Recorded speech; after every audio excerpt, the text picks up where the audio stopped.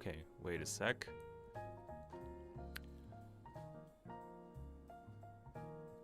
Okay, there we go. So, hello everybody, welcome back to another KPC Live. Yeah, welcome everybody. K-Stosh, I can see you. You're the first person to come in, so yeah, let me just highlight your comment. Thank you for joining us. It's been a while since I've done a live stream. I made a pledge on myself to do regular live streams. But yeah, just life, life in general comes in your way. And I have been to the States for a couple times in between, so that's probably why you haven't been seeing me that much. But yeah, basically that's the reason I haven't been live streaming that much, because yeah, I was busy. Anyways, so I wonder how you guys been. So where's everybody watching from? What time is it? Yeah, let me know.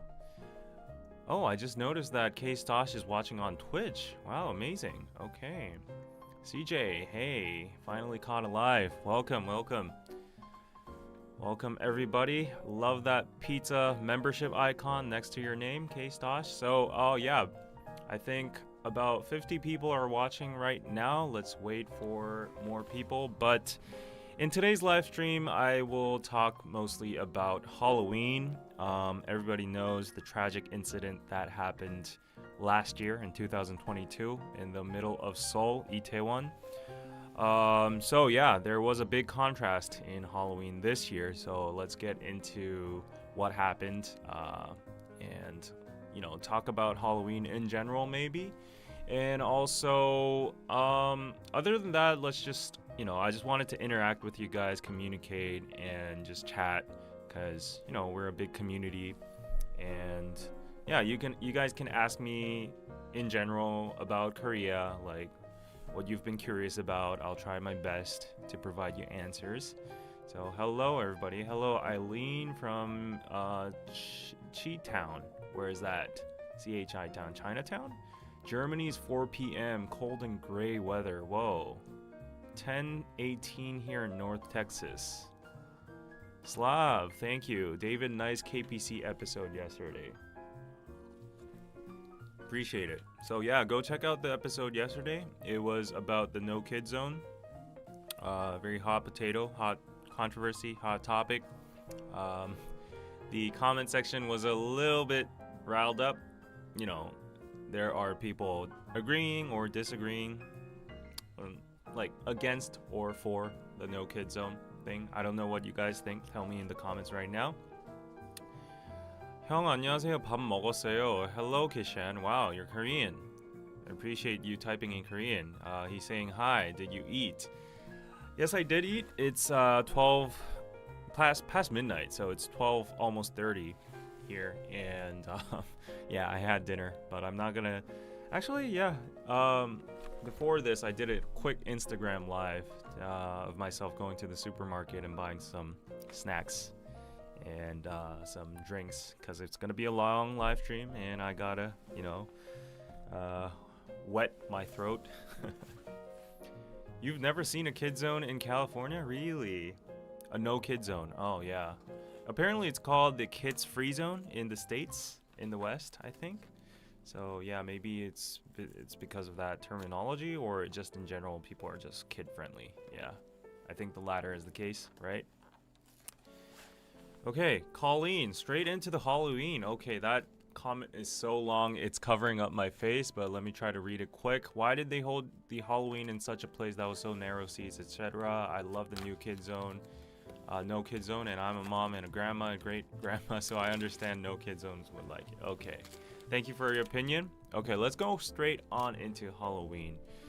Yeah, it's honestly, I gotta be very careful about this one, because you know what happened. So let me try to be a little bit careful on this one, okay? But I'll try my best to explain how it is. So okay, 75 people so far. Let's keep them coming. If you're in the Discord chat, please share the link that I am going live right now. I should have done more promotion across platforms on DKDK and on Instagram and stuff, but yeah, this is spontaneous live. Everybody can watch it later, right? So, okay. What would you dress up for Halloween? Okay, that's a nice starter. What costume? Actually, I haven't dressed up for Halloween ever since I was like a child. So, yeah, ever since I was in the U.S., I've never celebrated Halloween. But when I was in the U.S., I did like dress up as Super Mario, Pokemon, stuff like that. Went on trick or treating, and yeah, cute little stuff. But ever since, I haven't. But if I were to, I don't know, I would maybe go for the popular anime characters nowadays. Yeah. Since I'm a pretty big fan of anime, I think I would like to try to cosplay at least once. Yeah. CS, oh my god, so glad I caught live today. Missed y'all. Thank you. Thank you. Okay.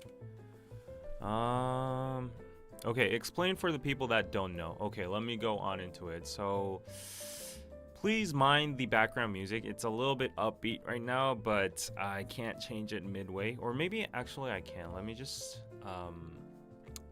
lose the music for a bit. Okay, let me just stop the music for a bit because this is a very heavy subject. I don't want any kind of misunderstanding. So, yeah, Halloween. I am pretty sure everybody knows of what happened in 2022. There was a big tragedy in Itaewon, Seoul. Yeah, so you got to just let you know the context. Normally, Halloween is celebrated mostly in the Itaewon area because there's a very high foreigner population over there, and Halloween isn't like a very local or national event in Korea. So naturally, where all the foreigners are at, that would be the center of Halloween. So Halloween, despite its short history, was always celebrated mostly in Itaewon, and then there would also be areas like Hongdae or Gangnam, or basically the party areas. So Halloween is mostly for like people in their early 20s to 30s, young people who like to party and drink, and that's the culture over here. It's not trick or treating or making jack-o'-lanterns or decorating your lawn and stuff. We don't have lawns in Korea. Everybody lives in apartments. Yeah, surprise, surprise. But anyways, that's basically the culture, and it has been growing because like Western influence has always been in an influx in Korea. But I think ever since COVID, when COVID hit, it was like 2021 or something, like 2022. Yeah, like everything was banned, like public gatherings and all that kind of stuff. Public events, even concerts were all banned. So there was no such thing as Halloween in Itaewon as well because, if people gather, that's going to be a mass spread of COVID. So that was the case for a while. And then in 2022, I think at the end of it, COVID restrictions got alleviated. And then, yeah, that just made like Itaewon explode. Basically, more people than usual just gathered in Itaewon. And, the streets were crowded as usual, but this time it was like super crowded. It was overwhelming. And then there's like this main street in Itaewon, like it's a back alley. If you go behind the Hamilton Hotel, it's like Hamilton Hotel is right in front of Itaewon. And if you go behind that, there's like this main street alley, and that's basically the party area where all the, pubs are at, the clubs are at. So that area is usually where it gets like funneled. Like there's heavy traffic there, like in terms of people. Like people are like, flooding here and there like anchovies. And because there were so many people gathered that night in 2022, October 28th, I think. It wasn't exactly on Halloween Day because, people like to celebrate on the weekends. Yeah, there was a bottleneck formed in that narrow alley, and then like it's like a T-shaped alley. So like there's like a mainstream, the upper part of the T, and then there's like the down, vertical T side, and the vertical T, like where all the three ways like intersected. There was like a huge bottleneck, and then the vertical side of the T, that leads to the main road. That place got clogged, and very tragically, people got caught in there, and a lot of people were caught in the crowd crash. So a lot of people call it like, a stampede or a crowd crash or whatever, but essentially people suffocated to death because they couldn't get space, and everybody was just like stuck to each other, and people were pushing from all different directions. So yeah, because of that, I think it was 140 or 150 something people, over 150 people died that night, and it was total mayhem because there were so many people in the first place. There were so many people, so it was like out of control, and the communications were not working that well. Like phones were laggy and stuff, and like on the cross side of the road, people didn't even know something like that horrible thing was happening. People were just partying on, like there were blazing music sounds everywhere, so it was like total mayhem.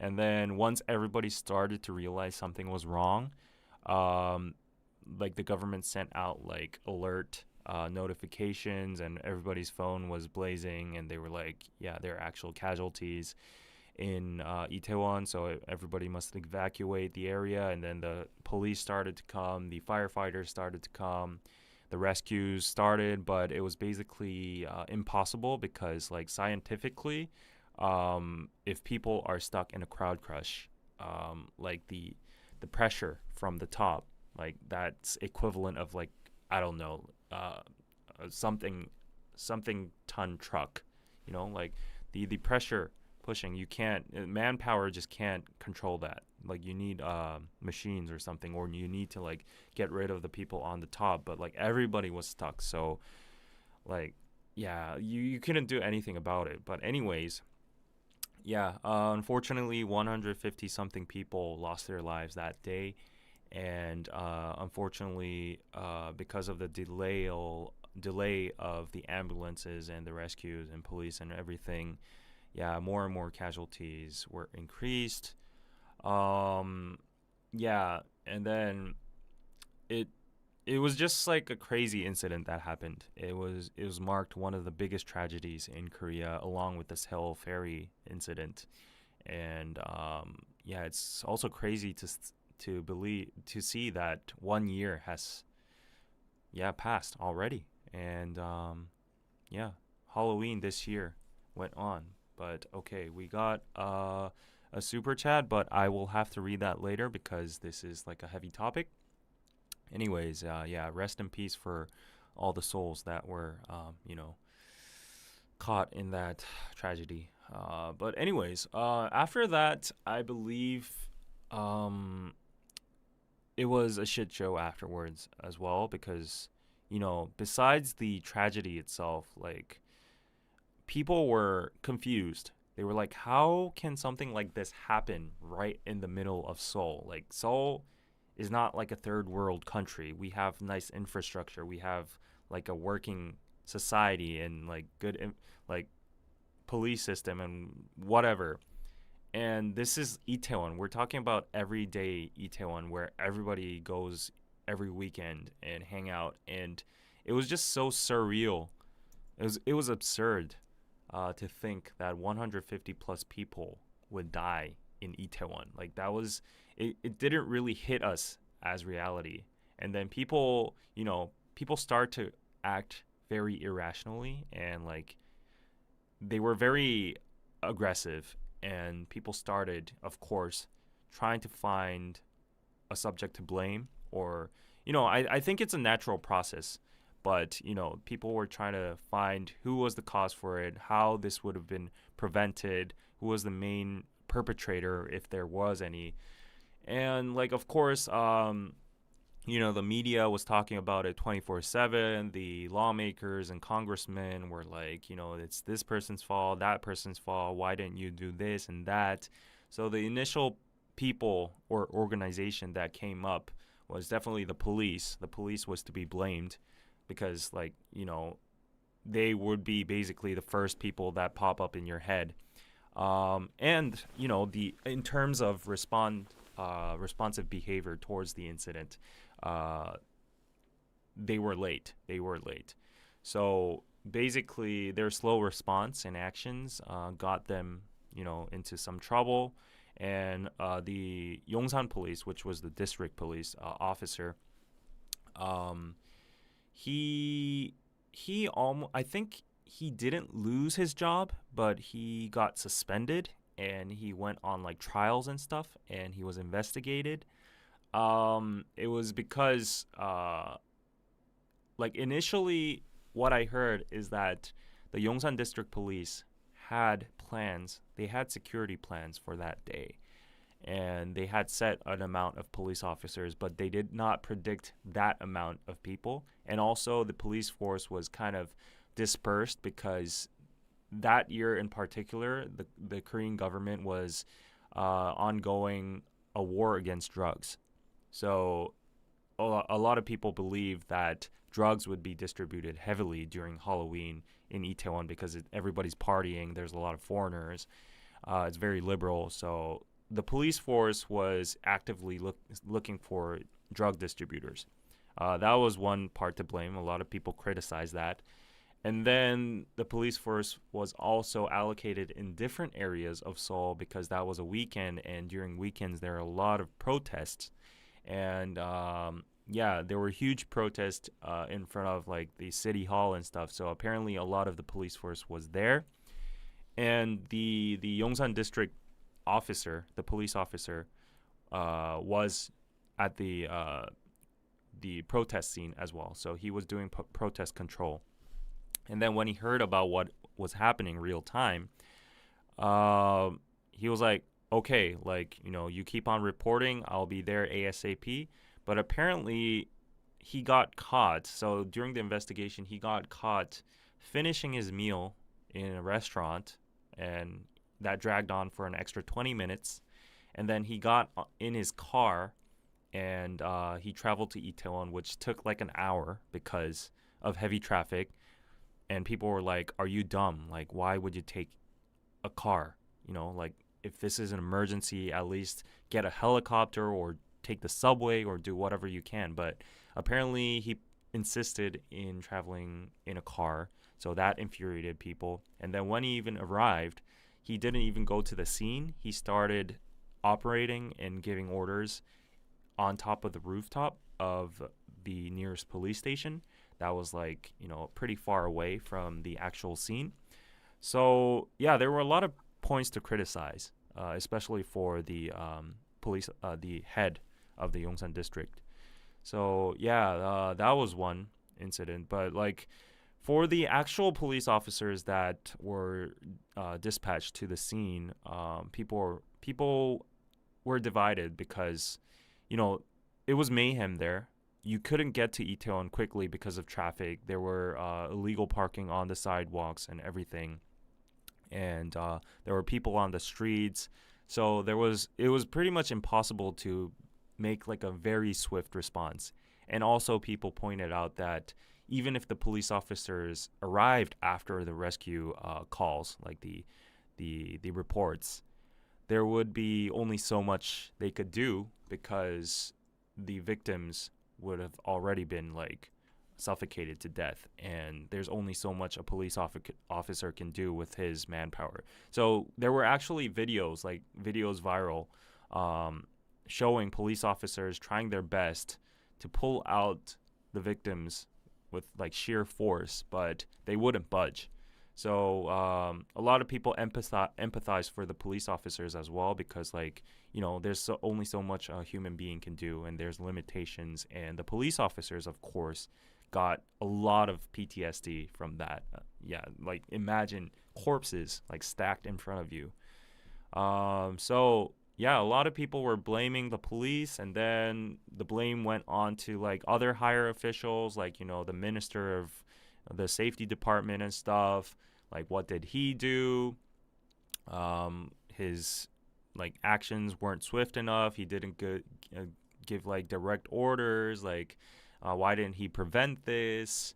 All that kind of stuff. And then like there was also like this one official from the Yongsan district office. Like it's a she, and she was accused in like because like she made inadequate initial responses and failed to like follow up with the incident properly. So people called her out for incompetence. But the worst part was like she continuously refused to take any accountability for the incident. She was like, "Why are you blaming me? Like, this is not rightful." And then she got 2 trials, and she got some kind of charges, but she was bailed out at the end. And then I guess another, and then there was like a third party. Actually, this was a big amount of people. So this is like the most horrible part. But like as I said, people were finding subjects to point fingers at, like who is the cause to this case.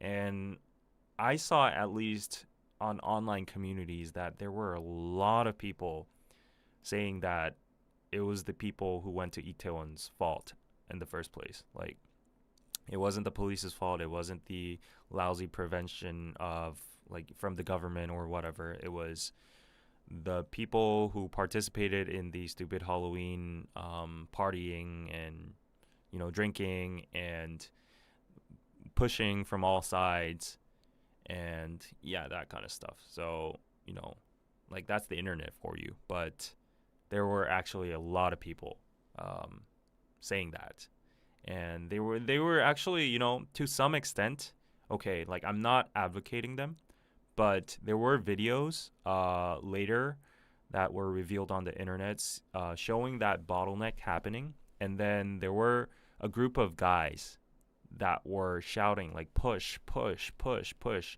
And then people were crying like, stop pushing, we're getting like, we're tripping over, like we're suffocating and stuff like that. But like, I mean, it's mayhem, so nobody can hear each other. So everybody was like trying to like just push, push, push, and they were like laughing because they didn't know what was happening.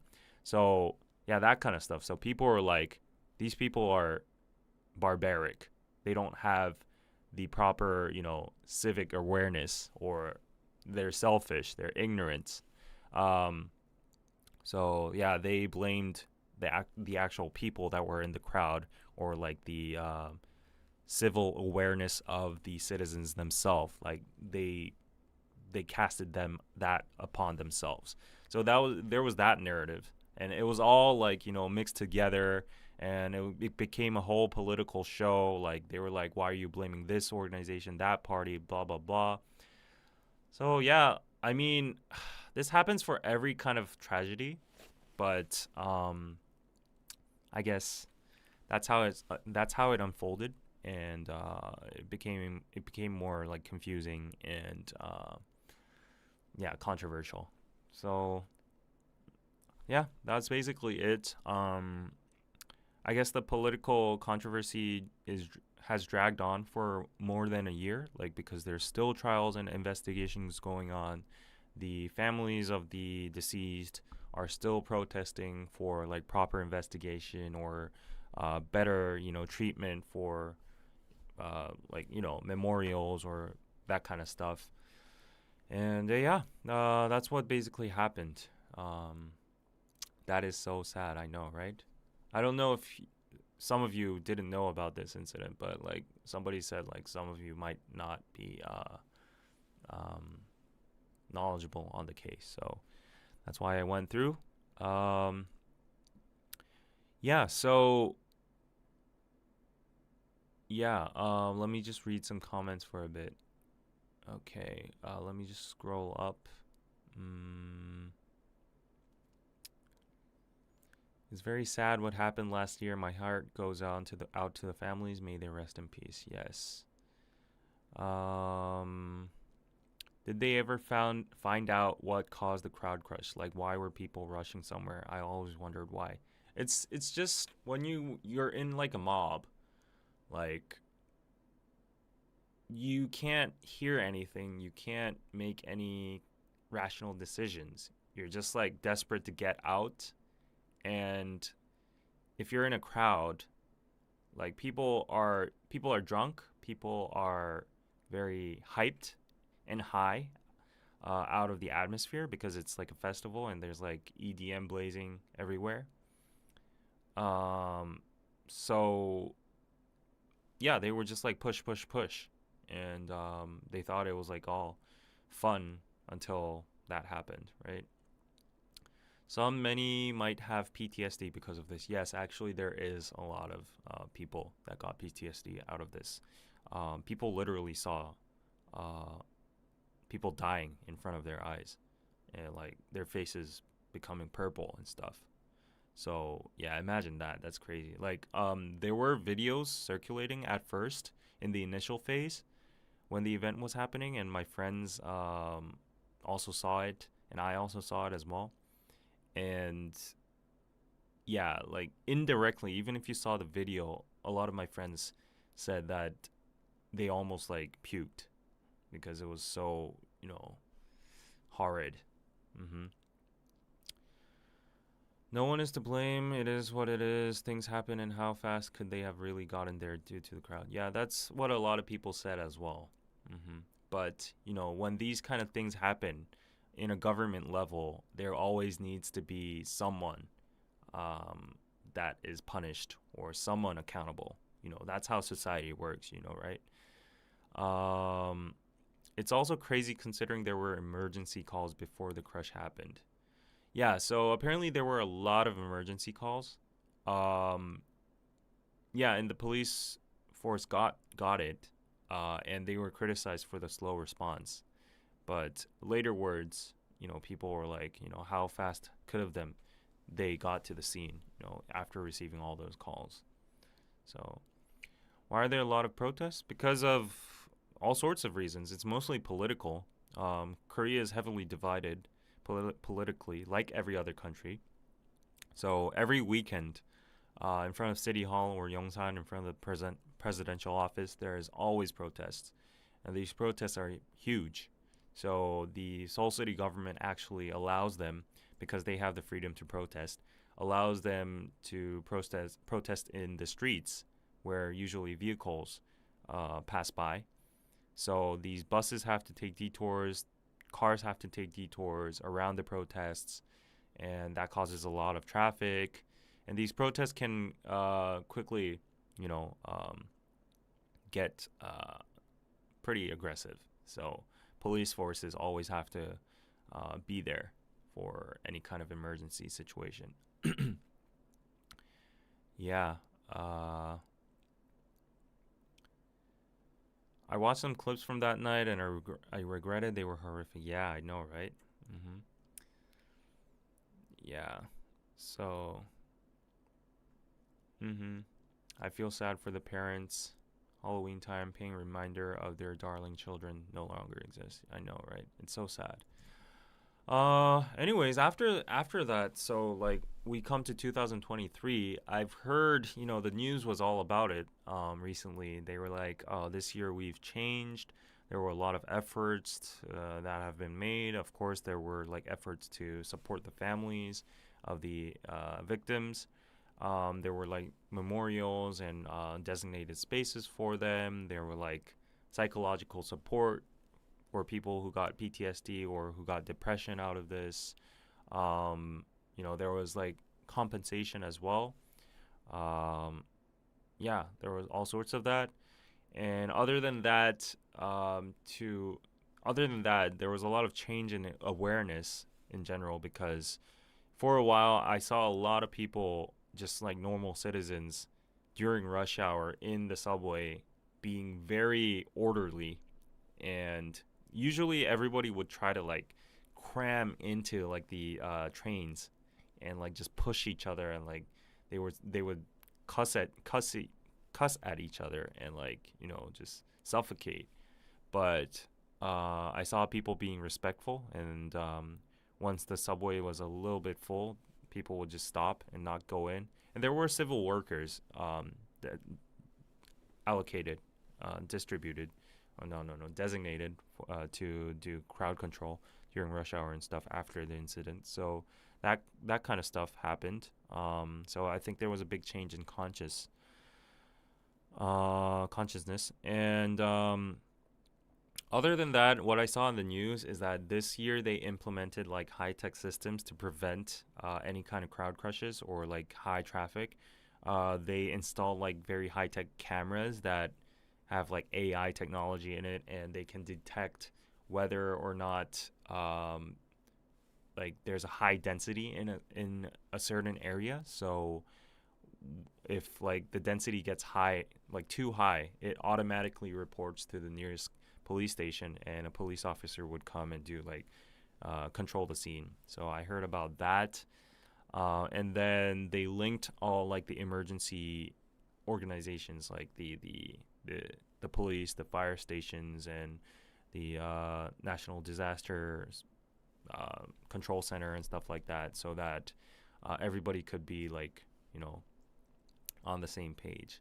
So I saw some stuff like that, and they used a lot of tax money on it, and they made like this new protocol, like a new book with a bunch of like protocol on how to act during these things, and they did a lot of training sessions.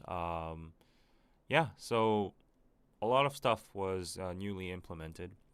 Other than that, I think the government also tried to like revitalize the Itaewon district again, because nobody was going there. But there are,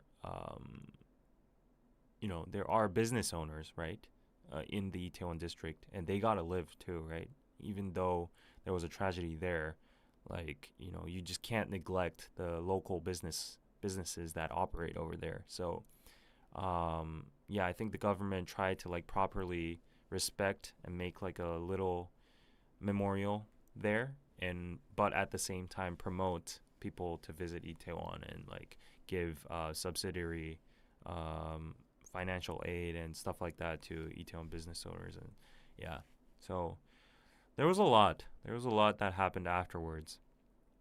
And yeah, it's 2023, and what happened this year? So I did not participate in Halloween like every year. I don't do that, but I did see on the news and see from like Instagram stories from my friends that this year it was really tame. It was just really decent. Like nothing crazy actually happened. I think like people in their proper minds wouldn't go out of their way and like party hard on Halloween after like a year, like, right? Like if you have common sense, if you're like a human being that has respect, I wouldn't think like you would, yeah, party too hard. Like I'm not trying to say like you can't, like that's your freedom, and like if you want to celebrate Halloween you can, but like the whole nation was in shock and was in tragedy because of that. So you gotta be at least respectful. hmm That's my opinion. But yeah, this year they did celebrate Halloween, but definitely not that big in Itaewon. Definitely not that big in terms of scale in general. Like I didn't see a lot of costumes. I saw some like one of those walking around Seoul videos, and like in the hot places like Apgujeong Rodeo, Hongdae, Gangnam. I saw the videos, and it wasn't really that crazy. Like people were just dressing up for fun, maybe doing a little face painting and stuff, but that was about it. Yeah. So not much happened. Mhm. And according to the news, I did see that all the businesses canceled every Halloween related marketing campaign or promotion, or it's a big deal for these companies, because Halloween at the end also is like a commercial event. yeah, it doesn't really have roots in Korea that much. So everything becomes very commercial. So these, retail stores or these businesses, these theme parks, festivals or hotels, they all try to, attach onto the Halloween event and like do like some kind of Halloween promotion, makes special Halloween gift sets or like, sell like Halloween edition stuff, food and stuff.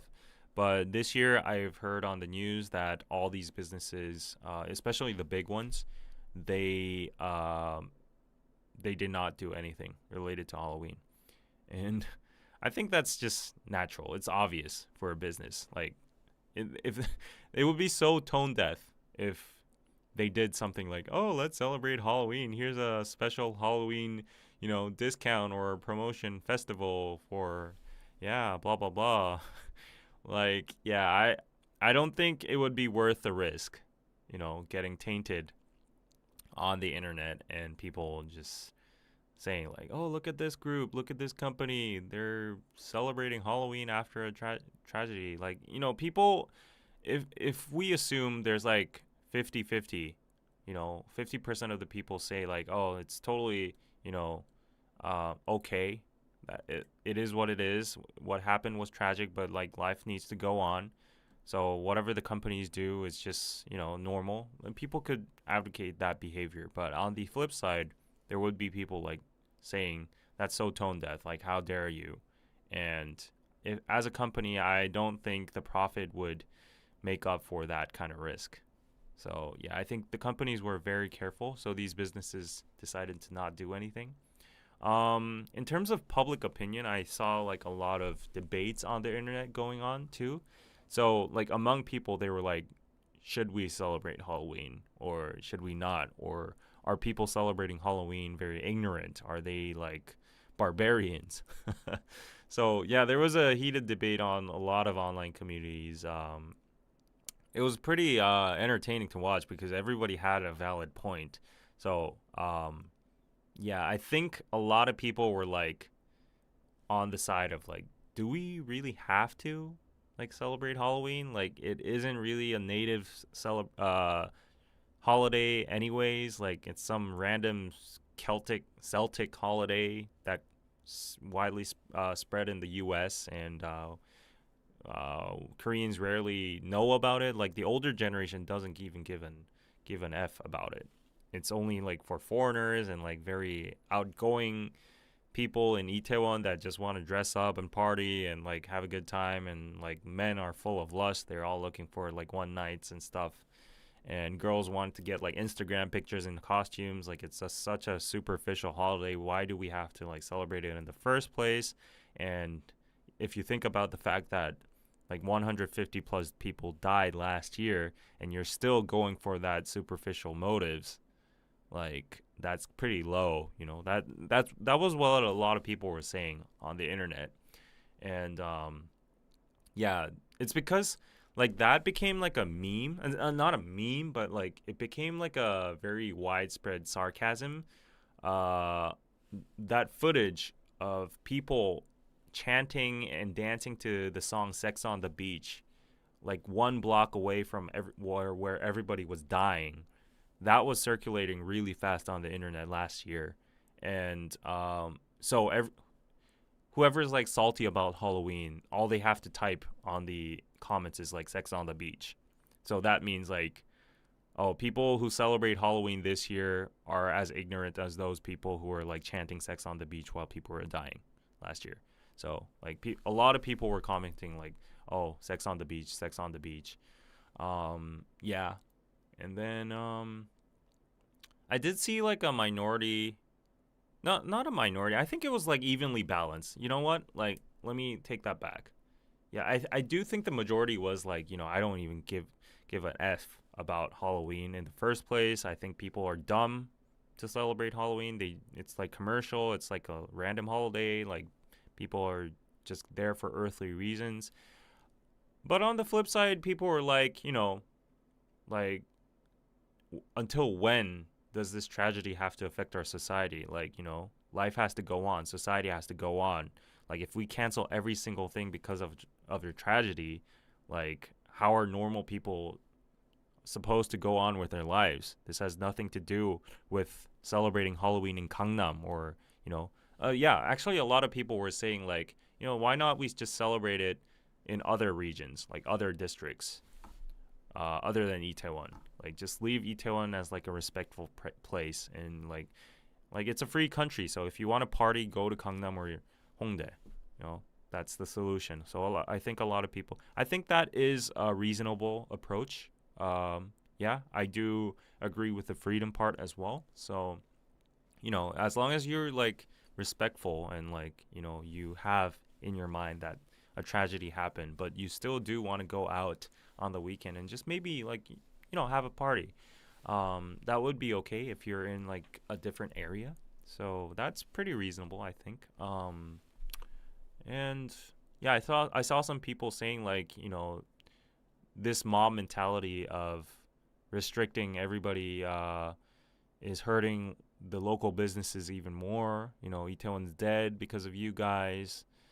So yeah, a lot of ping pong crossfire going around on the internet, and I don't know which side to take, but they all seem to have valid reasons. I don't know which side you guys side on. Tell me your thoughts in the comment section. But yeah, I think personally, I don't know. I'm a mix of everything. Like I think everybody would be a mix of everything too. Like as for a fact, I do advocate the freedom of people to go out and have a good time. But at the same time, like you got to be at least a minimum amount of have a minimum amount of respect, and yeah, to the people that died and the victims. So yeah, for me personally, I wouldn't go out and party, but yeah, everybody has a different sense of yeah, whatever. So it's a very complicated situation. Yeah, let's see what you guys think. Yeah, I've been babbling on for a long time. I think it's mostly just the youth rebelling against the older generation.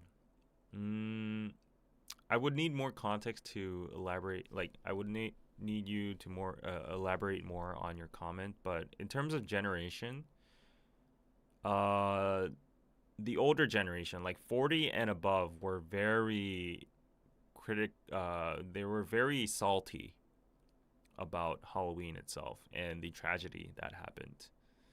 So I saw a lot of people saying a lot of bad stuff about the victims and young people. They're like, that's a stupid holiday in the first place. Like, and they were like, why would you dress up as stupid things, go outside to drink, party? And they did that to themselves. Like, so don't blame the government, don't blame the police. It's all on themselves. Yeah, I saw a lot of old people talk like that. Yeah. That was like that was the dominant opinion among like older people, older generations. They were like they couldn't understand the young people that went to Itaewon in the first place. Yeah.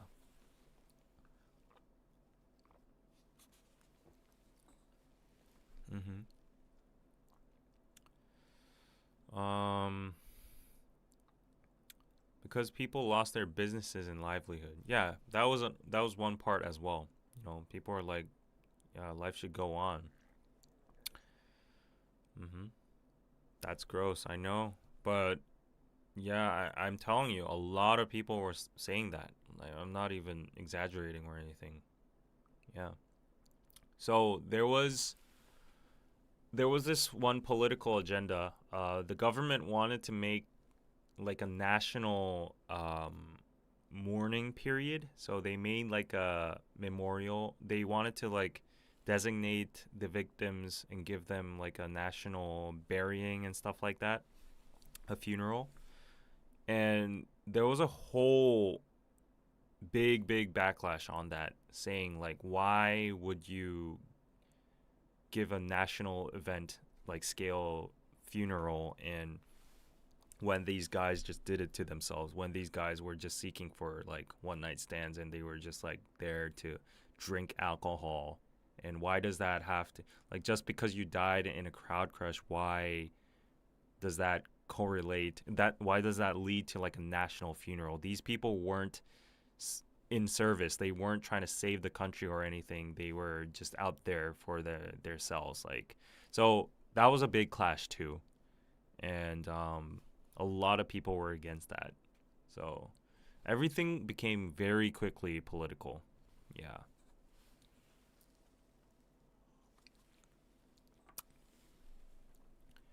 I think it's okay to cancel Halloween events for 1 year because of the tragedy being too close, but beyond that, Halloween is marketable and maybe it can be celebrated again the next year. I don't know.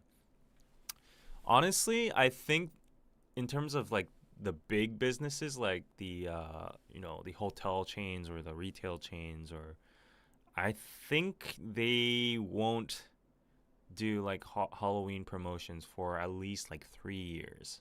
Yeah.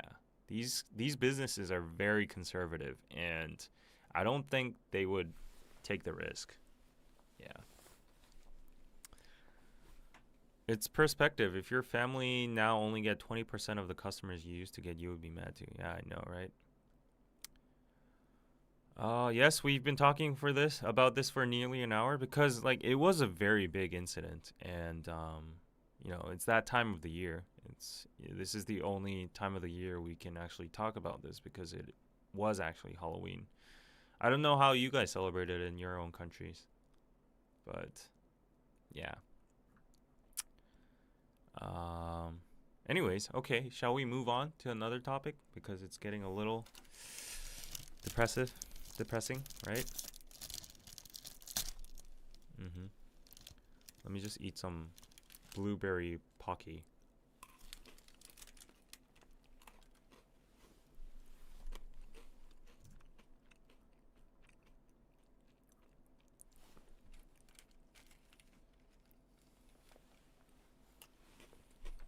It's good to talk about it without blame. It helps everyone process and move on. Love the idea of allowing people to celebrate somewhere else. Yeah, I think that's the most rational approach. In America, it was traditionally a fun time for children to dress up and get free candy. I feel bad for my Korean students in Korea who are unable to enjoy the holiday this year. Yeah. I mean, there are some schools and academies that make kids like dress up in costumes and do trick or treat and stuff, but you got to know that the trick or treat thing just doesn't work in Korean society because of how the residences are formed. Like everything's like an apartment. People don't even greet each other in the elevator in the same apartment.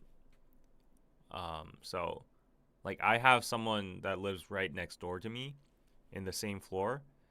I've never said hi or anything to my neighbor. I think we don't even know our faces. So, yeah, the atmosphere is like that. So imagine kids going along and doing trick or treat, like knocking on doors and requesting for candy when people don't even celebrate Halloween. So, without like a national consensus or an atmosphere, I don't think Halloween would fly in like the traditional fun way it's supposed to be. And there aren't like lawns or anything, so you can't put jack-o'-lanterns. Yeah. So this is so good actually. Okay. Let's move on to other topics. Let me resume the music cuz it got a little depressing, right? Okay, so ask me questions. I think I'll go on for another hour.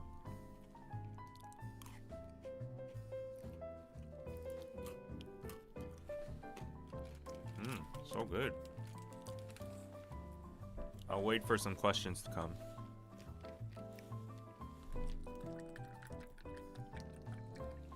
Oh yeah, I missed a super chat, so let me start with that one. Let me scroll up, get that super chat. I don't know if it's still there. Oops. It's not there, but I think I can find it on YouTube, so give me a sec.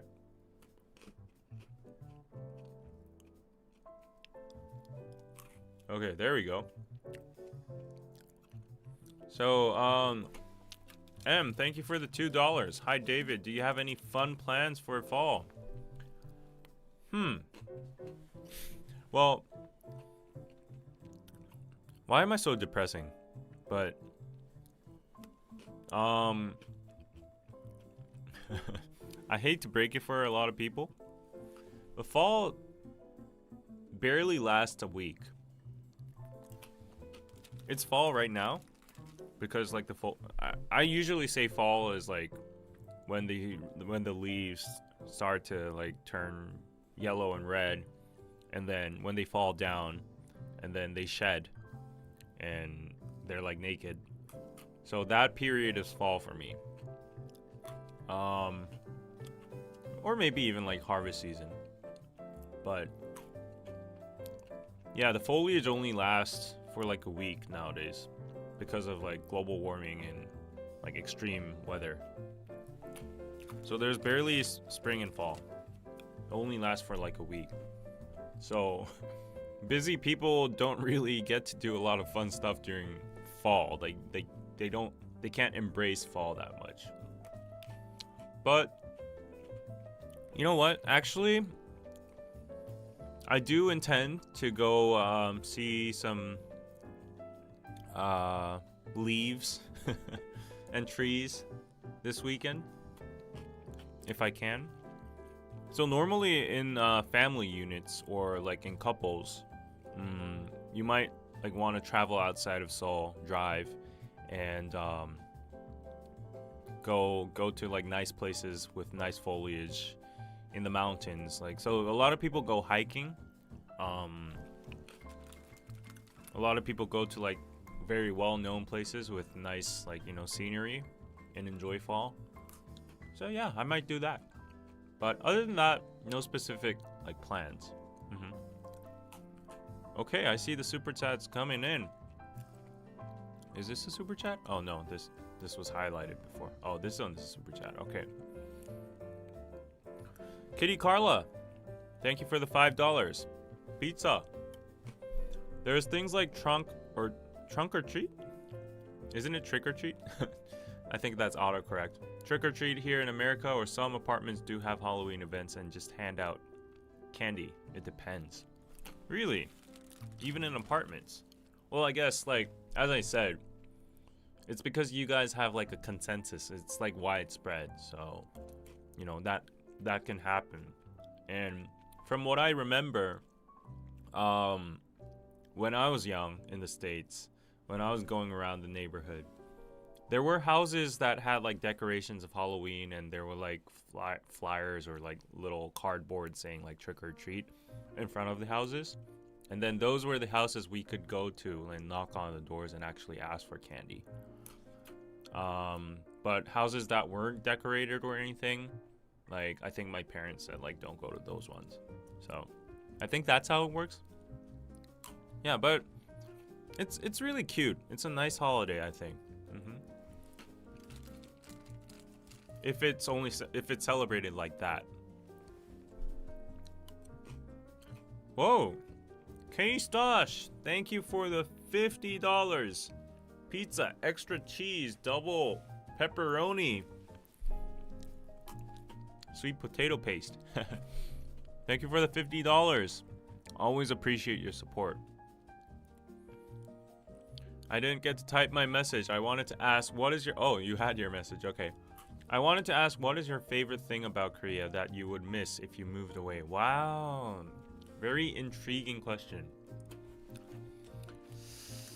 My favorite thing about Korea. Do you want a realistic answer or a romantic answer? I'll give you the pragmatic, realistic version first. I think I can proudly say that I have traveled a lot of places, relatively, compared to a lot of people. I've been to most of the major cities in Europe. I've been to a lot of states in America. I've been to a lot of countries in Southeast Asia and Asia, like including Japan, China. I've been to Russia. I haven't been to the Middle East, Africa, and South America. But collecting all that data and being here and there, I've been to Australia as well. I can proudly and affirmatively say that Korea is number one in terms of convenience. It's top notch. Like no country can compete in terms of convenience. So if you need something, if you want to eat something, it's like in a 10-minute, like a 5-minute radius, you can get everything. If you want to get somewhere, public transportation will take you everywhere. I think it's because the landmass is small and everything's so like compressed and nearby each other. I'm talking mostly about the big cities like Seoul and Busan, maybe Gwangju or Daegu, Daejeon, not the countryside. But everything's just so convenient. Everything's like open until like 12, you know.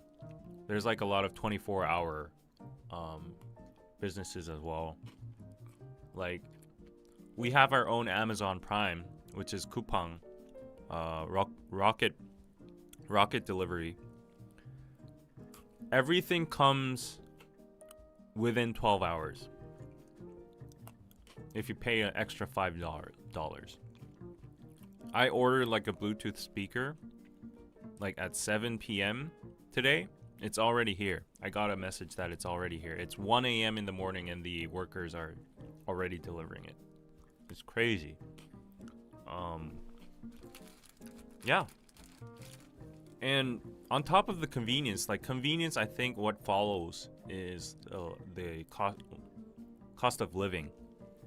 And nowadays, because of inflation, the cost of living in general has gone up. Food prices, eating out, all that is kind of a burden. But still, if you compare it to the States or places like London, Australia, Europe, Japan, it's still on the cheaper side. Yeah, I would say. Yeah. And even as a foreigner, if you're to live in Korea, I think there would be no hard reason to like assimilate or, you know, you wouldn't get homesick or anything because like in terms of food or groceries or whatever, because we have Costco, we have all these like world cuisines everywhere. I mean, people will say it's fake, like fake food doesn't represent their own culture, but yeah. Okay, so the convenience part, I would miss that. I actually miss that when I'm traveling. I'm like, why isn't there anything here? I'm like, why aren't any hospitals open? Why are the hospitals so expensive? Where can I get pills? Like, where can I get groceries? Why is everything closed? Why do I have to take a car everywhere? Why aren't there any subways? Like, why does... Yeah, that kind of stuff. Like, if I want some paperwork done, like a document done, like everything takes like a week or two. In Korea, you can do it online by yourself. It takes like 5 minutes, I can guarantee.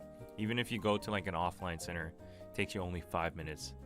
The civil workers are so grumpy, but they're so efficient. They're like, what do you need? I'm like, this and that. And it's like, give me your ID, blah, blah, blah, this and that. And she's like, da, da, da, da, and then here you are, go, next. That's how it works. So, yeah, speed, convenience, Korea's the best. In terms of romantic,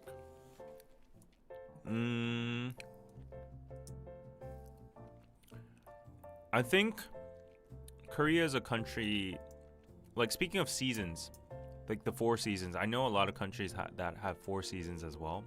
It's because of just the latitude or altitude, whatever, latitude probably. But I think Korea is a very small country, but it has its pros because within this small country, there is a lot of diversity, I feel like. From Gangwon-do to Seoul to like Busan to Gwangju and Jeju, you can see tropical to like mountainous and snowy. Like there's a wide variety. And amidst that variety, there's a lot of different choices in food as well. The flavors taste different, so that kind of stuff. Yeah, and it's beautiful during the winter. It's beautiful during this fall. It's beautiful during summer at the beaches, and spring that we have cherry blossoms. So there's always something going around. So yeah,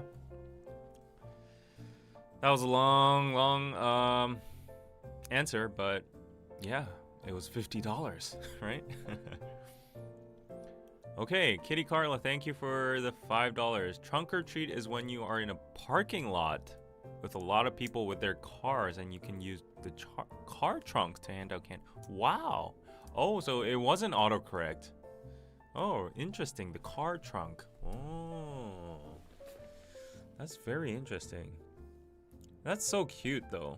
I mean, the adult, like, it's got to be an adult to drive a car, right? The adult wants to participate that much in Halloween that he or she prepares a pack of, like, candy in their car trunks, and they're waiting for kids to approach them. That's so wholesome. That's so cute. I like that. Okie dokie, hello. I just wanted to highlight your comment because you're from Twitch. Yeah, so this stream is on, as you can see, it's on Kick, it's on TikTok Live, it's on Twitch as well, and YouTube. So yeah, did I miss any of the super chats? Yeah, K-Stosh, I just gave you the romantic answer. Yes. Oh, okay. Myopic Dreams gave me a super chat question too. Let me scroll up and try to find it here. Why can I not find it in this chat? Yeah, I'm seeing your chat in the YouTube stream, but I can't see it in this interface. Let's see. Okay, let me just read yours. I'm sorry I can't, like, highlight yours over here, but this chat is glitching. Okay, so Myopic Dreams, thank you for the $5. Oh, it's your first super on a live stream. Yes, thank you so much. I'm so honored that you sent your first super chat on my stream. So why is Korea's birth rate so low? Does Korea not allow more foreigners to immigrate permanently? Even people with kids already, it would help. So the answer to that is actually on the first episode of Korean Pizza Club. So go check that episode out. But just to give you in a nutshell version, I think basically the biggest factor is money and the economy. Yeah, so like it's a systematic thing. So it's very hard to pinpoint one factor, but I would say personally housing is the biggest factor because people can't afford housing. They need a place to live to make a family, right? And they need a family to make a child. Like give birth to a child, right? And then they need to be able to sustain themselves properly. They need to make they need to be able to feed themselves too, to feed a child. And raising a child in Korea is so expensive. Like you need to send them to academies, everything. It costs you a lot. And the competitive society is not helping because like you know what your child is going to go through. Other than that, yeah, I think it's mostly about housing. You can't afford anything in Seoul. Everything's so overpriced. And there's also like minor issues like gender conflict. Korean men don't like Korean women. Korean women don't like Korean men. But that doesn't represent the whole population. That's like just on the internet, in my opinion. But there is like a uptrend where Korean men are favoring international women more and more nowadays because of their values. They see like, you know, international women as more independent and more accepting and stuff like that. So yeah. And then Korean women, you know, they see Korean men as like the old conservative misogynistic figure that's still in the patriarchy, trapped in the patriarchy. So that there's that. Yeah, I think at the end, I think it just all goes down to money. Yeah, money's the biggest problem. The economy is just so bad. Like, people are struggling to even feed themselves, get a house, like get a job. Yeah, so it's hard. It's hard. Oh, and then you asked something else, right? Oh, foreigners to immigrate permanently. So I heard there are tricky laws for foreigners. But I think Korea is going to alleviate laws and standards towards like immigrants because of the population crisis. That's going to happen inevitably. So that's a natural procedure.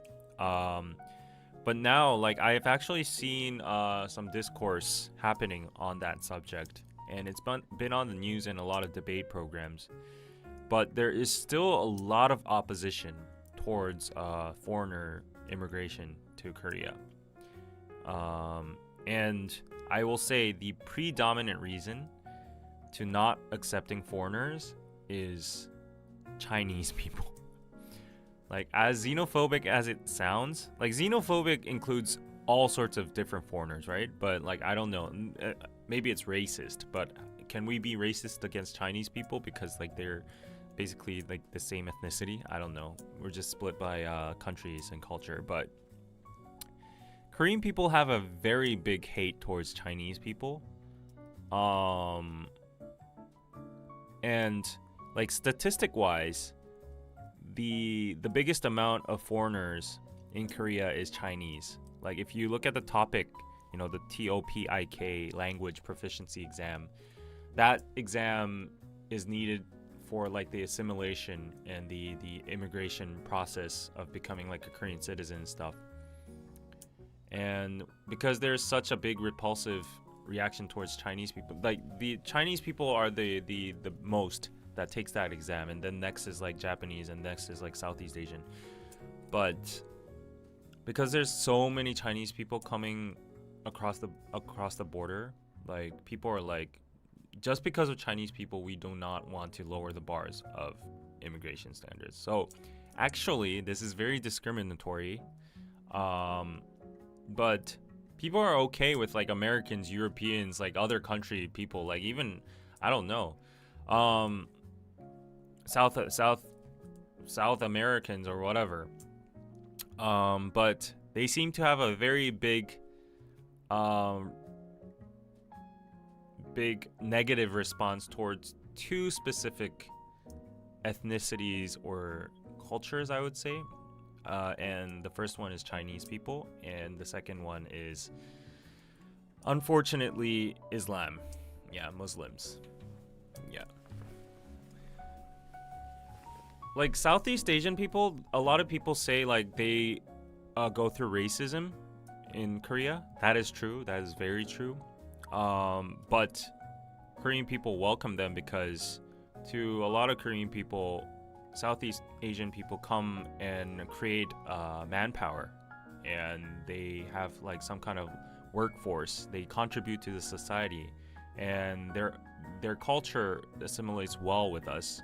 And normally, like, very lonely old dudes in the countryside use like these agencies to get a wife from a Southeast Asian country. So there hasn't been any like, you know, like very big negative backlash in that procedure. So there's a lot of racism. There's a lot of discriminatory narrative in what I'm saying, but I'm just telling you the real truth. And then in terms of Islam, Muslims, while Korean people in general have nothing against the people themselves. They have a very big concern on the customs and religion. So there's a lot of Islamophobia, saying that once Muslims come into our country, and there's a lot of population, right? So, and I don't know if this is true, but in the religion, they foster making a family and having children and stuff. And usually they make like a community, and there's like mosques established within their community. There was a huge problem with the mosque as well in a local district. There were protests over it, and people chopped off like pigs' heads in front of the mosque and like protested. But Korean people in general are very afraid that once Islam starts to root deeply in our society, it's going to slowly, transcend Korean customs and laws, because Korean people have the perspective that Muslims prioritize their religion, their customs over anything, over everything. Like whichever country they go to, like this is what the perspective of an average Korean has, okay? It's not my opinion, okay? So they think like when a lot of Muslims come to Korea, their religion is even over the Korean law, or their custom is over like Korean customs. So they would neglect all Korean customs and do what their religion says. And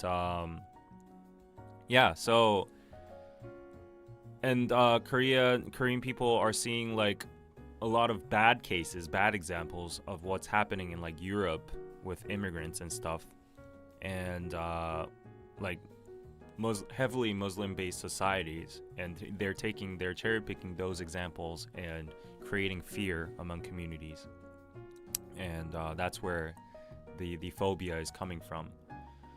And as for Chinese people, it's always been a historical issue, but Chinese people, they have a lot of numbers too. They always come to Korea, and like people just don't like them in general because the stereotype is that they're loud and they're like always, just ruining stuff and buying up land and like getting free welfare, free health care and stuff, and they just leave, and there's so many stereotypes about Chinese people. And Koreans are just, afraid that the Chinese people, they have the numbers, right? So they might like dominate the society.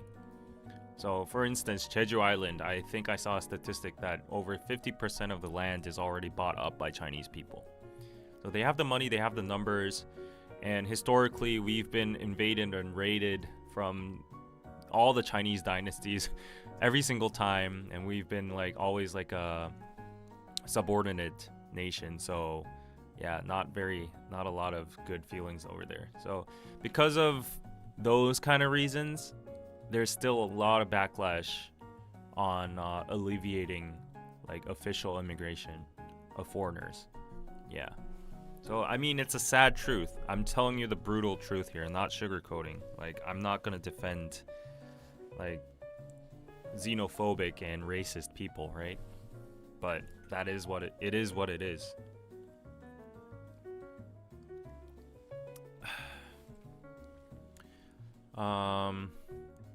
There are similar stereotypes with Chinese people everywhere in the world. Yeah, I know, right?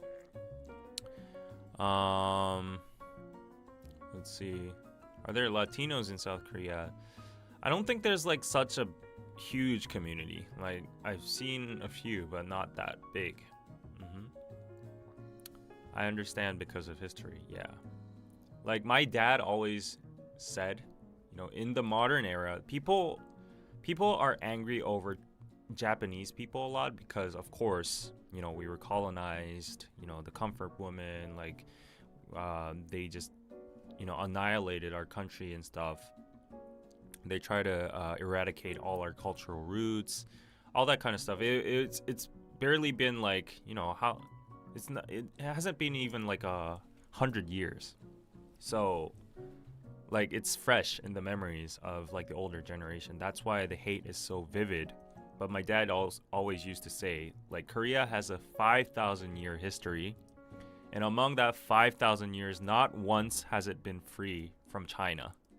Like, every single dynasty has invaded our country or has made a Korea their subordinate country, and we always had to send like sacrifices and all that kind of stuff. We had to adopt their customs, you know, that kind of stuff. So yeah,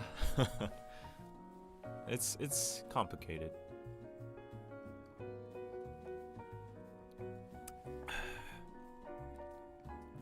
Hello from Australia. Watch you all the time and love your content. Thank you, Lois. Thank you so much. Chinese are coming to Africa too? Wow. That's crazy.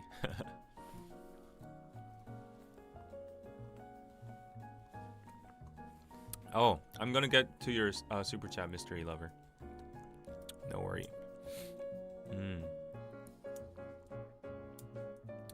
How you feel about people coming to your country is absolutely legitimate. Yeah, there can be many perspectives, but I think, you know, people can have their thoughts and there can be a consensus, but I don't think the way it's expressed, it doesn't have to be super extreme or like racist or xenophobic, you know. So for example, the example I gave about like the Islam mosque being built in like this region in Korea. I get the protest, okay? Like, they can protest about it. But the way they did it was super barbaric. They chopped off literally a pig's head and started fanning it. They turned on like a fan towards the mosque, and they had like a festival, a pork festival in front of it. So all the neighborhood, you know, people gathered in front of the mosque that was being built. They chopped off a pig's head in front of it. They displayed it, and they steamed pork, and then they started to eat it, and they turned on a fan towards the mosque. And you know, like, pork is like, you know, it's forbidden in the Islam religion. So the way that they did it, like, that, I don't know. Like, I guess people have freedom to protest, but like that is just not it for me. Yeah, when I saw that, I just frowned. But you know, that got a lot of support. You know, Korean people were like, you know, just keep on doing it, double it.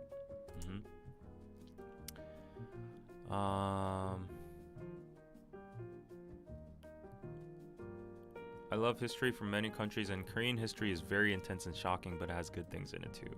Yeah. Korea is well known as a country that has never invaded another country ever in its history. Yeah, it's only had civil wars and defense. That was the only source of war. We've only defended ourselves from the Chinese dynasties and Japan and the Mongolians. We've had civil wars among each other, but we have never ever like gotten out of our lands and tried to expand or anything. Yeah. What's good, dog? Says Daddy Grinder from Kick. Wow, okay. Finally someone from Kick.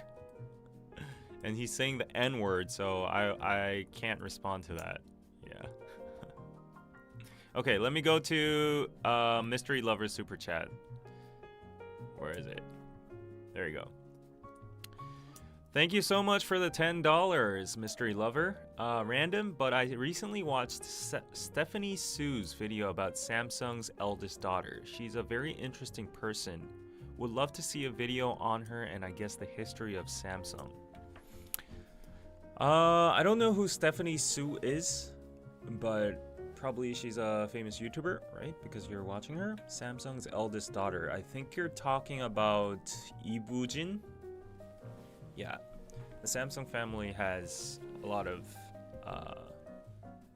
siblings and heirs, but I think you're talking about Ibujin, the president of Hotel Shilla.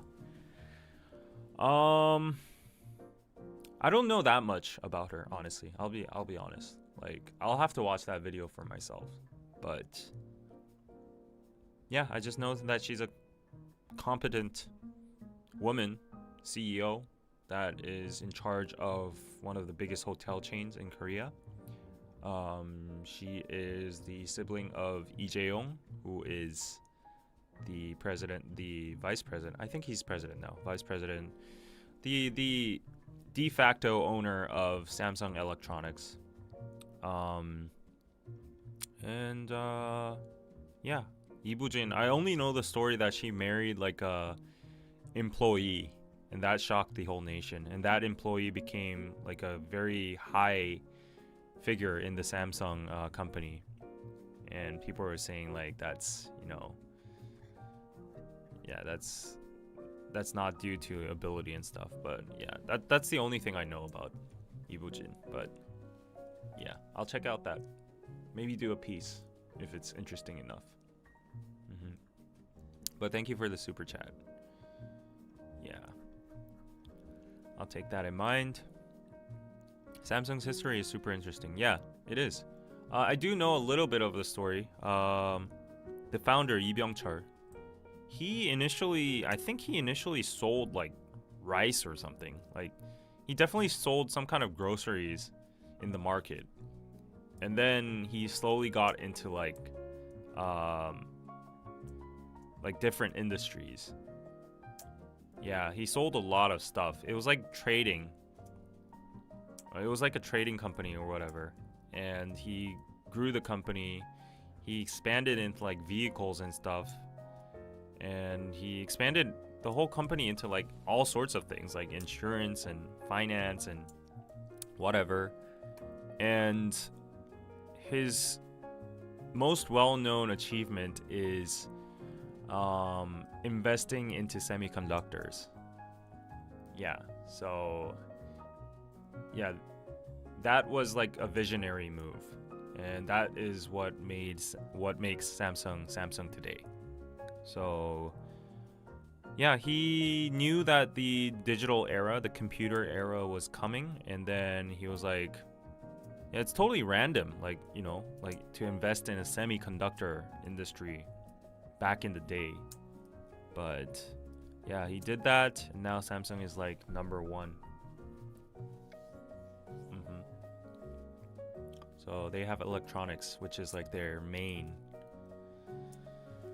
Right. So yeah, I think like what is it? The drama Reborn Rich. It's like a fantasy but fact-based drama that slightly mirrors the Samsung family and their legacy and their history. So if you are interested in the Samsung history and want to see like a dramatized version of it with a little bit of fantasy, of course it's fiction, I recommend you watching Reborn Rich. Yeah. But we can't deny the fact that a lot of conglomerates in Korea, like the Chaebol families, they were very politically tied to the government, and the government basically just pushed them to become conglomerates. But I like, that's against like the free market, but at the same time, these companies needed a boost back in the days, because we needed like big companies to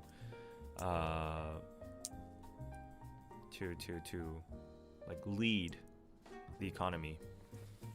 So yeah, pros and cons. Okay, so next, thank you for the $10, Jane Lung. Hi David, do you think that I would be treated okay if I visit Korea and people will find out I'm of Chinese cultural background but was born in the US? I am learning a lot of Korean history. First of all, even if there's a lot of hate towards Chinese people won't blatantly do anything in your face. These people that have a lot of hate are also cowards.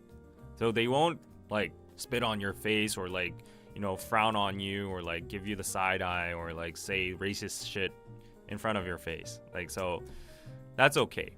And we're talking about like mainland Chinese people who only speak Chinese. So these people are the main subject of hate. For Chinese Americans, I think it's a totally different story. If you start speaking English, the Korean people will look at you in a different light. I know that's very like discriminatory too, but like at least in a good way, right? And as long as you say like you're American, like you'll get the free pass from everybody, so you'll be fine. Don't worry about anything. What were you saying? You were learning a lot of Korean history. That's good. But don't worry too much. Like that's just people on the internet, and you know where like with the anonymity. What? Anonymity. What is the word? Anyways, with that, people just say whatever they want to say, but they don't have the balls to say it. Yeah. But no worries.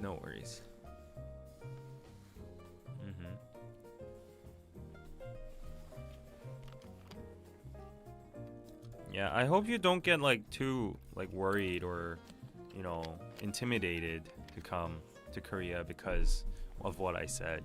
People in general are very nice, but you never know what they're thinking in their mind. Yeah, and there will always be bad people. There are always bad apples in a society.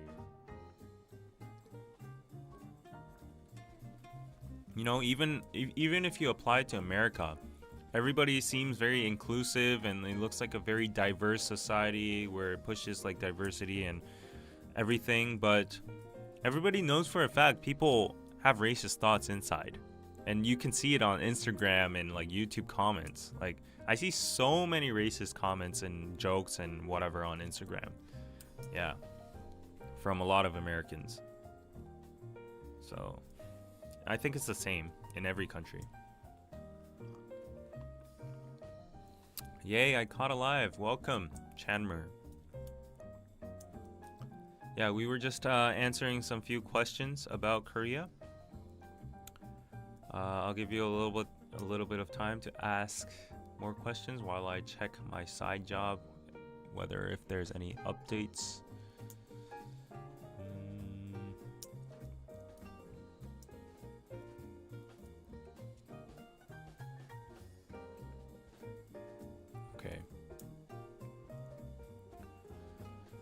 Okay, let me go up and find some more questions.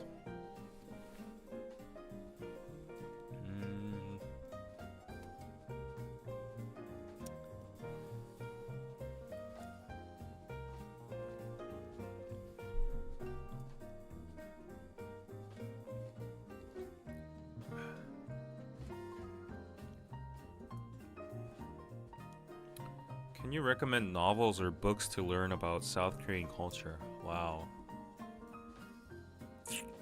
About South Korean culture? South Korean culture. I don't think you'll be able to like actively get to know about South Korean culture by reading Korean books, because it's all going to be very subtly expressed, right? Because it's part of our culture, so you'll get like a feeling of what it's like, but there's not going to be a book like cultures like this or that. But in terms of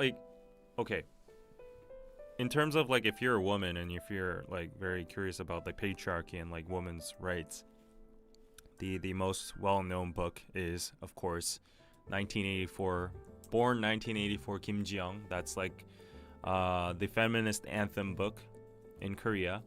It's not even feminist. It's like just a story of like this figure who is an ordinary woman living in the Korean society, and within her story there's like the hardship of being a woman in Korea. So I think that can indirectly show you some kind of culture. Other than that, I can't think of any right now.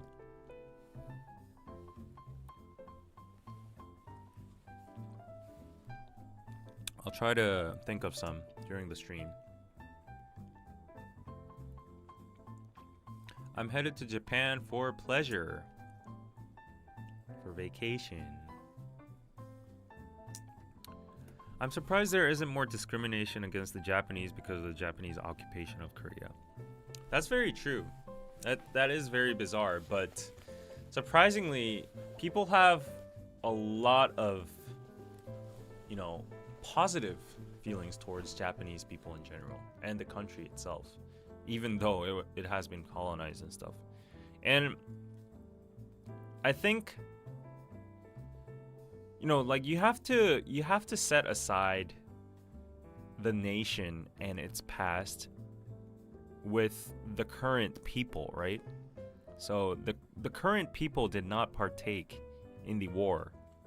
So hating them is logically, it's logically crooked. So if you think in those kind of perspectives, this is a positive stereotype, so I think I can say this, but you might have noticed that whenever Japanese people travel to another country or something, they're always super respectful and they're very quiet. They don't want to cause any kind of buzz or harm. They travel in small groups and keep everything to themselves. They're also very rich too, so they have consumer power, so they spend a lot of money. And they're very clean and neat. So these are very good stereotypes, and I would say they are some kind of behavioral aspects of Japanese people.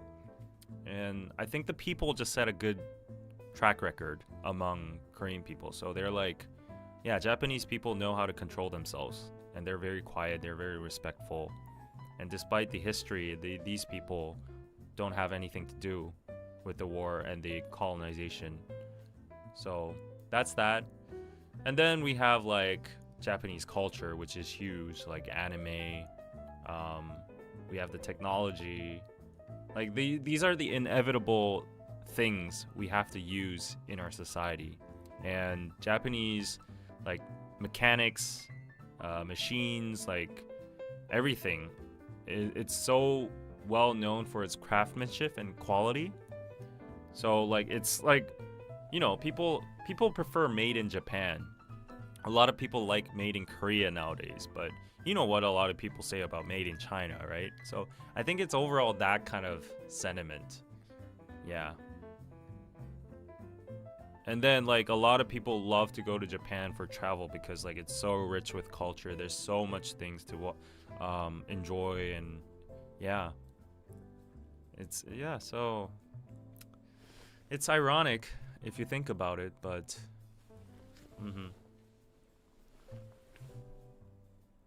Okay, there's another super chat that is not appearing on this chat ninja thing, but I will read it from K Stosh. Thank you for the $20. Why do some businesses in Korea have signs out saying foreigners are not welcome? What is the reasoning behind that? So, I don't know which businesses you are talking about. But I would assume no foreigners is because, first of all, the owner doesn't speak English, or he or she does not have the time to take extra attention on a foreign customer when the restaurant is booming and stuff. Or he or she has a super bad prejudice or stereotype on foreigners, or the foreigners in the past have caused problems and that kind of stuff. As a matter of fact, there is a theory. Okay, it's not the forte, but there is a theory. It's not the canon, but you know how some clubs restrict foreigners into their clubs, right? They limit foreigners. From what I've heard from some, club personnel. I don't know if it's a BS story made up or not, but apparently it's because during the old days, like when the US troops were like stationed in a very big scale in Korea, these soldiers would go out into like Itaewon, Hongdae, in these places, like these clubs, and because the culture is very different, you know, they would make a mess, and they would cause problems and fight and all that kind of stuff, and it's very hard to punish them as well, or, you know, give any kind of police enforcement because of the fact that they are protected by the US law and US military.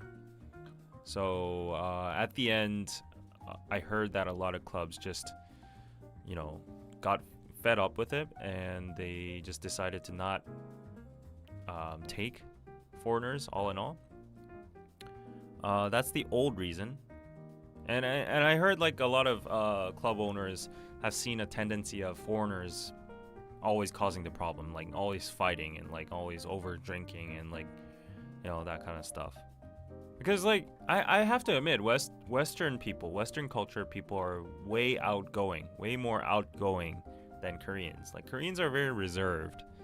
They might be creepy in clubs, but they don't like cause fights and yell and like jump all over the place and like that kind of stuff. So yeah, that's just a different in attitude and culture. So like the tendencies of a problem occurring with foreigners, I guess in the club owner's eyes, was higher in foreigners. So that's why there might be some rules with that.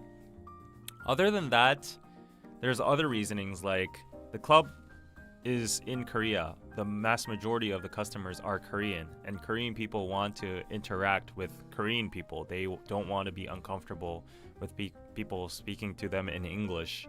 They want like a girl. They want to meet a girl and a guy that speak Korean and is familiar to their culture.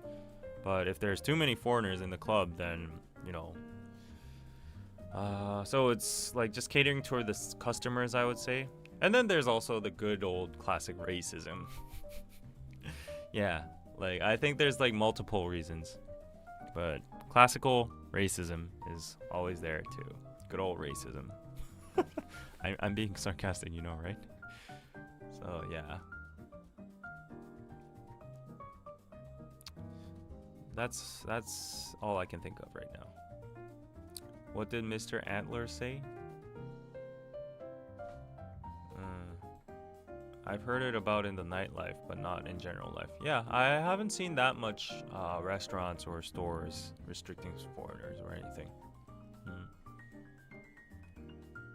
You know, it's more money, right? Why would they refuse foreigners? Shireen, love KPC. I'm good, thank you. My friends got rejected from clubs in Hongdae when they went last year. That's a very sad experience. I'm sorry for them.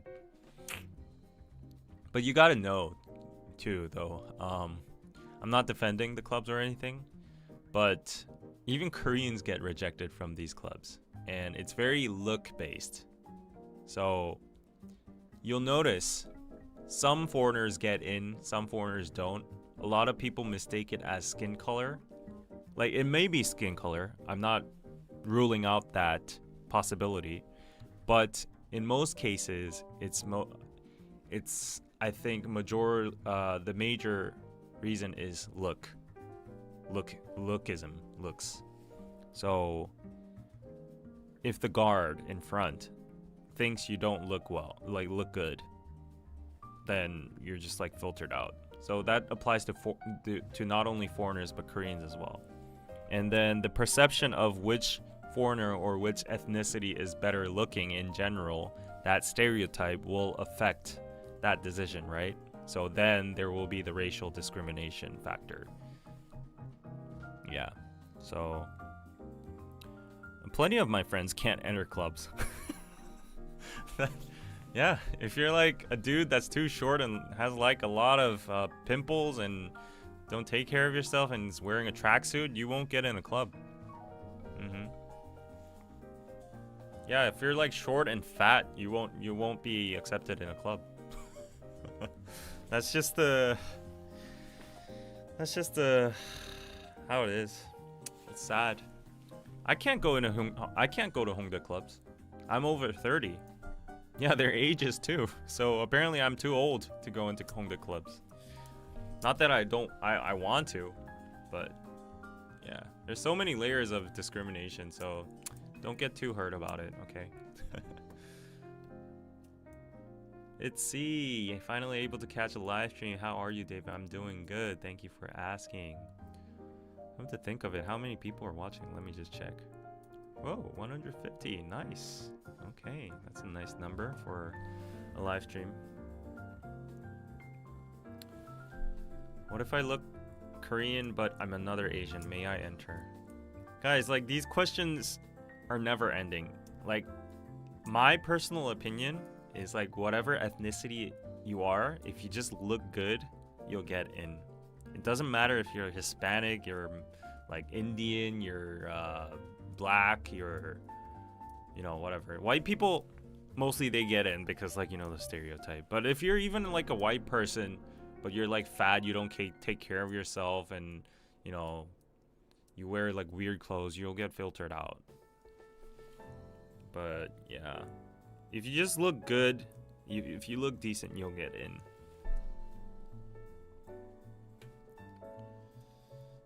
That's just how it is. It's very lookist.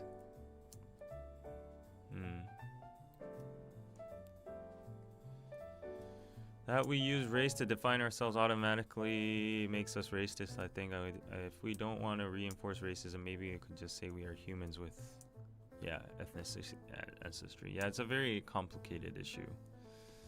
And Korea's not ready for it because it's very homogenous. And every ethnicity in Korea, other than Korean, is a minority. So, yeah, it's very hard. You don't look like you're 30? Actually, I'm over 30. I'm 31 now, I think. Nah, I'm not 25, but thank you.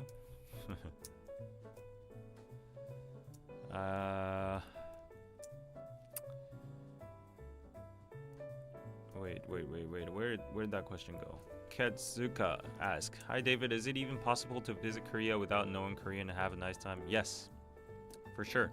You don't need to know any Korean and you'll have a wonderful time. 100% guaranteed. If you just know how to speak English, you'll get around everywhere. Everything's in English, all the signs. You can even translate the kiosks into English.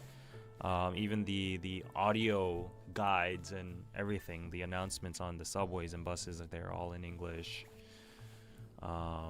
Yeah, most of the menus have English options too, and even if they don't, like, you just ask the person and they'll understand you, so it's totally fine. Hey in Ra, would you say this reflects how younger Koreans are more open-minded towards LGBTQ, or would you say the majority of Koreans are not fully accepting? How younger Koreans are more open-minded towards LGBTQ. Do you want me to be brutally honest again? I don't know on the exact statistics, but sadly, I think the majority of Korea is against LGBTQ. Yeah, that's how it is. Like, younger people are like, whatever, as long as they don't like interfere with my life or harm me or anything. Like, love is love, whatever, just be happy. But even among younger people, it's divided. And if you go to the older generation, oof, let's not even talk about that. Yeah, it's very harsh over there, their opinions. Yep, apparently, homosexuality is the #1 case for HIV and AIDS in Korea, according to a lot of people. Yeah.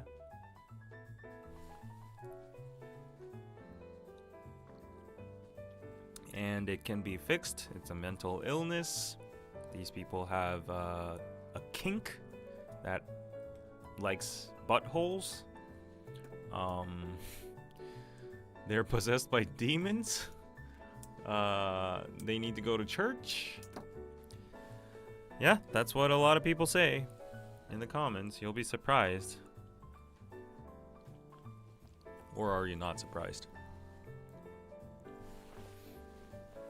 I don't know about the exact portion, like whether it's 40 or 60, but it's definitely leans against. Yeah, definitely. The Seoul City government even like canceled the original venue for the Pride Parade because there was so much backlash. And then it relocated into like a more like slightly remote area from the main city hall place.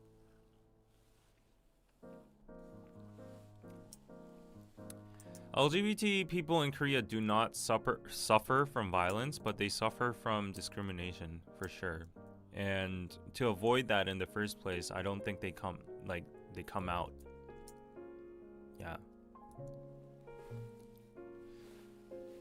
So my friend, one of my best friends actually. Yeah, he's in that spectrum. And it's very unfortunate, but his family was very devoted Christian family, and he didn't even tell us until like late 20s. We were all shocked. We were surprised, but we were like very accepting. It's like, yeah, he's like, I already have a boyfriend, and you know, I'm planning my life, but not in Korea, because he can't imagine a life in Korea as like a homosexual couple. So he's moved to Canada and he's living a good life over there. So I wish the best for him, and I'm happy to see him living a good life over there.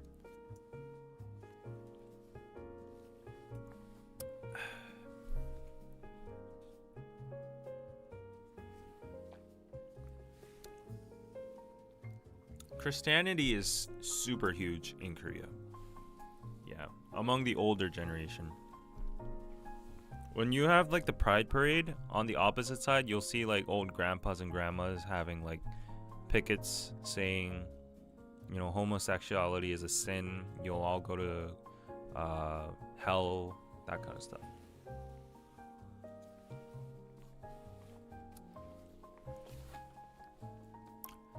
The government in South Korea is influenced by religion because it converts the votes, right? That's why a lot of politicians go to church even if they don't believe in Jesus or Christ.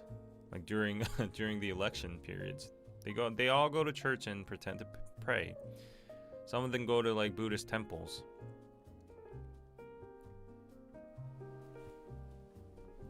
Especially the conservative party, because the older generation are all conservative. But because LGBTQ is always a minority, both parties, like progressive and conservative, they all just like they don't care about the LGBTQ side.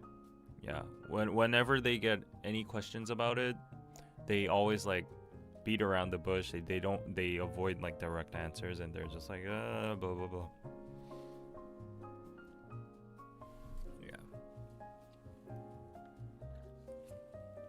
Okay, so it's 2 o'clock. I think it's been over like two hours now, right? How many? Let's see. How long has this been? Yeah, I think it's almost at the 2-hour mark. So, okay, 1 hour and 15 minutes.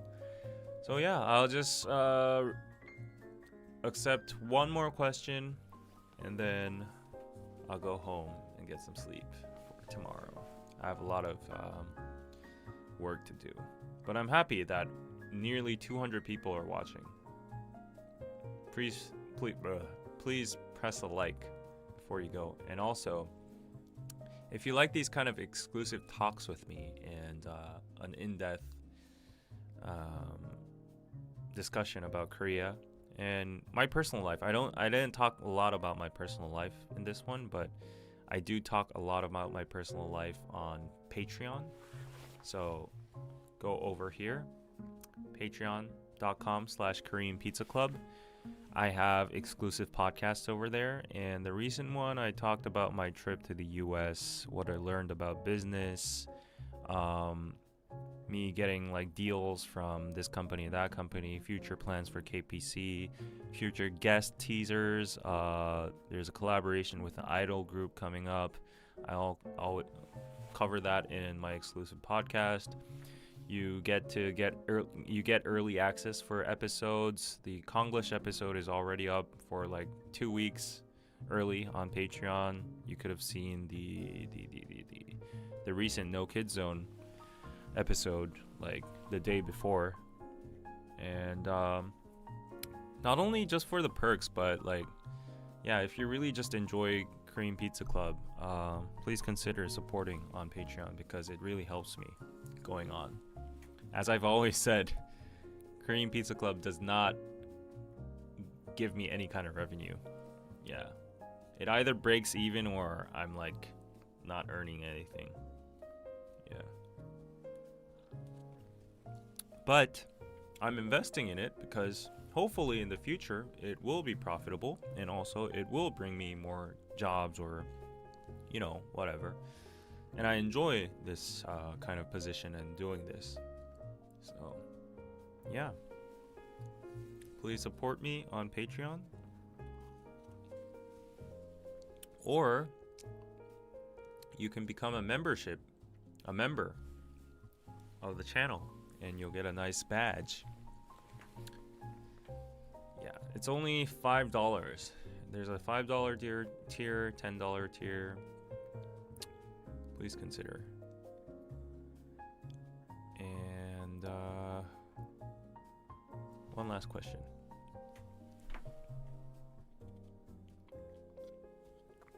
Thank you, David. It's always so enlightening to hear your lives, and thank you for the brutal honesty. Thank you. And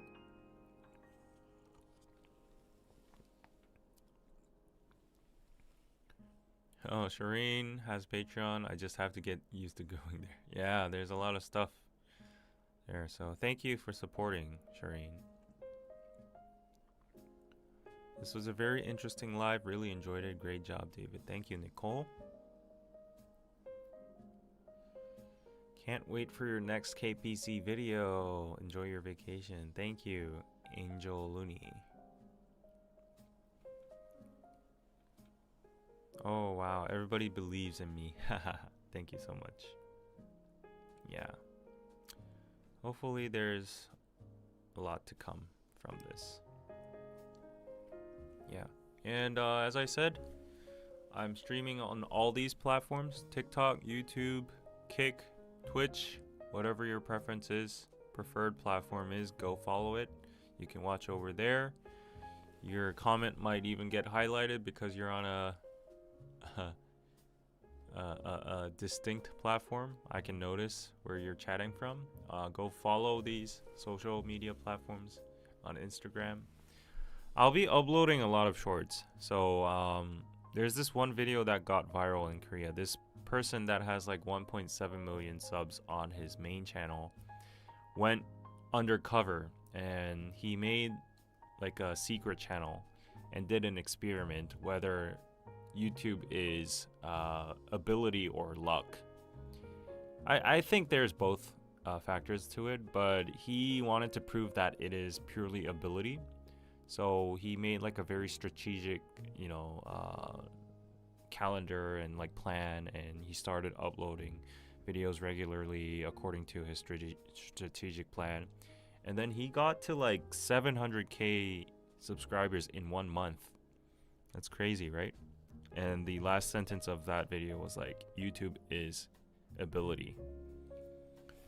Yeah, so I believe in that. And actually I knew all the answers that appear in that video, like what you have to do to gain subscribers and stuff. But the thing is, it's all about like self-control and like how do you call it, like diligence and consistency. That's the hard part. Everybody knows how to be a big YouTuber, and everybody knows how to get subscribers and stuff. Like, the editing part isn't that hard. Like, you can literally learn it on for a day. But the real hard part is consistency and controlling yourself and uploading regularly and that kind of stuff. This guy uploaded every single day. It was a short every single day, but like, try editing a short. It's not that easy. So yeah, even for myself, I've been doing this for 5 to 6 years. It's so hard to even upload like one episode per week. Yeah, so I know how to do this. Like, so hypothetically, if I were to like actually like give up everything I'm doing on the side, like my side jobs, and focus 200% on YouTube for the last 2 months of this year, I'm confident that I could hit a 100K in like probably 3 weeks. Yeah, I'm just 100% sure. Like, all I have to do is pump out shorts and like chop off like my old video content, and that's what I need to do. But I've been lacking the actual time for that, and this might be all an excuse, you know. But you know, it's all about diligence, consistency, and that stuff. Hard work, the grind. But hopefully I can do that. I'm trying to upload more shorts. I've been saying this for a while, but life, it's not easy. You need to get bread on your table. But yeah. Anyways, the channel name, it's a Korean channel. It's called Story something. And the second channel he made was called EBON. It's a gaming channel. He made a Minecraft channel and copied exactly what the biggest Minecraft YouTubers are doing in the West, and just made it into like a Korean version and uploaded a short every single day, and he got to like 780K in a month. Yeah, but for Korean Pizza Club, like, my shorts are getting a lot of views too, and most of the subscriber growth come from there. So if I want just purely subscriber growth, all I have to do is pump out shorts. Like the one about like how to like what it's like to date a Korean person, that one's already over 2 million views. Other ones are nearing 1 million view as well. So I'm pretty confident if I just chop off the juicy parts of all the episodes I've uploaded already, I could hit 100K like in no time. But I'm not doing that because even though subscriber counts are good, at the end it's all about like your connection with your audience, like the core audience, how much loyalty your audience has to you, and like how much intimacy and how much they actually care about your content. So the short subscriber base, they're just there for like the short dopamine and you know, the short episodes. But at the end, that's good too, because like, you know, your discovery rate goes up, and like, just like if just 10% of those people really like your content, then, you know, a nice result. Also, if your subscribers inflate, you'll get better branded deals, and you'll get more discovery from other companies and stuff. So yeah, there's supposed to be like a good balance, but I'm finding a very hard time doing it.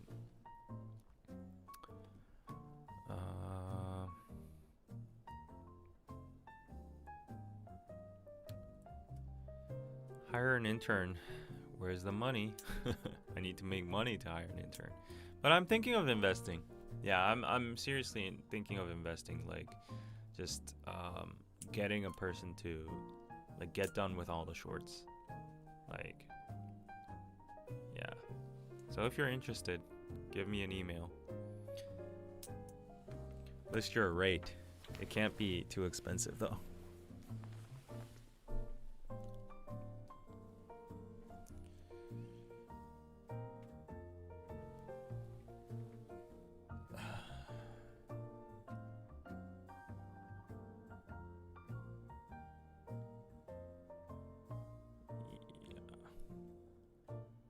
Okay, So I think comments have stopped coming. And yeah, that was it for today's live. Thank you for tuning in. Your notifications on so you don't miss